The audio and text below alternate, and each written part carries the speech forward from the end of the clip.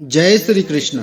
नमस्कार दोस्तों, स्वागत है आप सभी का हमारे चैनल भक्ति ज्ञान में। दोस्तों, आज मैं आपको गौ माता की महिमा की कहानी सुना रहा हूँ।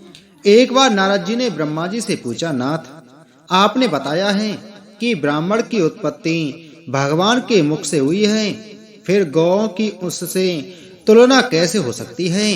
विधाता, इस विषय को लेकर मुझे बड़ा आश्चर्य हो रहा है। ब्रह्मा जी ने कहा, बेटा, पहले भगवान के मुख से महान तेजों में पुंज प्रकट हुआ। उस तेज से सर्वप्रथम वेद की उत्पत्ति हुई। तत्पश्चात क्रमशः अग्नि, गौ और ब्राह्मण ये पृथक पृथक उत्पन्न हुए। मैंने संपूर्ण लोकों और भुवनों की रक्षा के लिए पूर्व काल में एक वेद से चारों वेदों का विस्तार किया। अग्नि और ब्राह्मण देवताओं के लिए हविष्य ग्रहण करते हैं और हविष्य घी गौ से उत्पन्न होता है, इसलिए ये चारों ही इस जगत के जन्मदाता हैं। यदि ये चारों महत्तर पदार्थ विश्व में नहीं होते तो यह सारा चराचर जगत नष्ट हो जाता। ये ही सदा जगत को धारण किए रहते हैं, जिससे स्वभावतः इसकी स्थिति बनी रहती है। ब्राह्मण, देवता तथा असुरों को भी गौ की पूजा करनी चाहिए, क्योंकि गौ सब कार्यों में उदार तथा वास्तव में समस्त गुणों की खान है। वह साक्षात संपूर्ण देवताओं का स्वरूप है। सब प्राणियों पर उसकी दया बनी रहती है। प्राचीन काल में सबके पोषण के लिए मैंने गौ की सृष्टि की थी। गौ की प्रत्येक वस्तु पावन है और समस्त संसार को पवित्र कर देती है।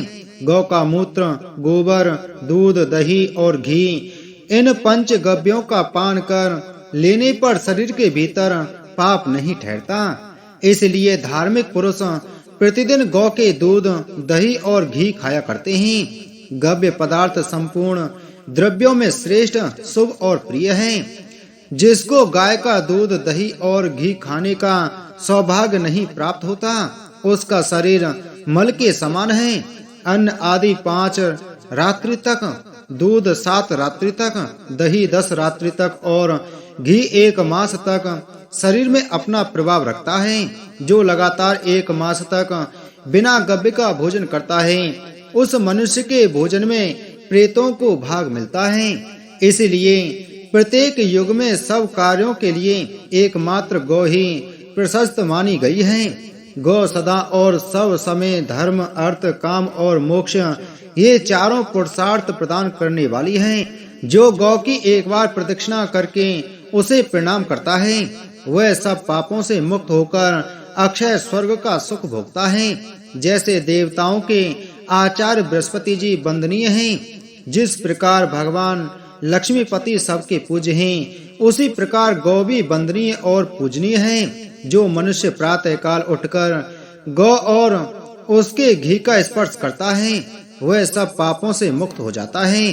गौएं दूध और घी प्रदान करने वाली हैं। वे घृत की उत्पत्ति, स्थान और घी की उत्पत्ति में कारण हैं। वे घी की नदियां हैं, उनमें घी की भंवरें उठती हैं। ऐसी गौएं सदा मेरे घर पर मौजूद रहें। घी मेरे संपूर्ण शरीर और मन में स्थित हो। गौएं सदा मेरे आगे रहें, वे ही मेरे पीछे रहें। मेरे सब अंगों को गौ का स्पर्श प्राप्त हो। मैं गौ के बीच में निवास करूं।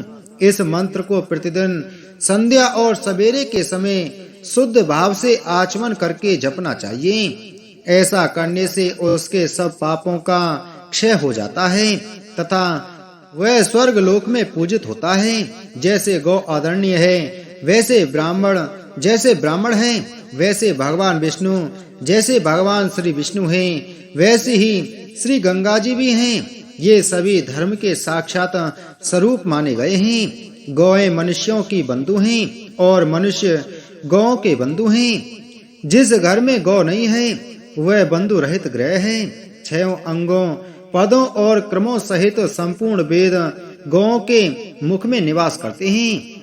उनके सींगों में भगवान श्री शंकर और श्री विष्णु सदा विराजमान रहते हैं। गौ के उदर में कार्तिकेय, मस्तक में ब्रह्मा, ललाट में महादेव जी, सींगों के अग्रभाग में इंद्र, दोनों कानों में अश्विनी कुमार, नेत्रों में चंद्रमा और सूर्य, दांतों में गरुण, जिह्वा में सरस्वती देवी, अपान गुदा में संपूर्ण तीर्थ, मूत्र स्थान में गंगा जी, रोमकूपों में ऋषि, मुख और पृष्ठ भाग में यमराज, दक्षिण पार्श्व में वरुण और कुबेर, वाम पार्श्व में तेजस्वी और महाबली यक्ष, मुख के भीतर गंधर्व, नासिका के अग्रभाग में सर्प, खुरों के पिछले भाग में अप्सराएं, गोबर में लक्ष्मी, गौमूत्र में पार्वती, चरणों के अग्रभाग में आकाशचारी देवता, रवाने की आवाज में प्रजापति और थनों में भरे हुए चारों समुद्र निवास करते हैं। जो प्रतिदिन स्नान करके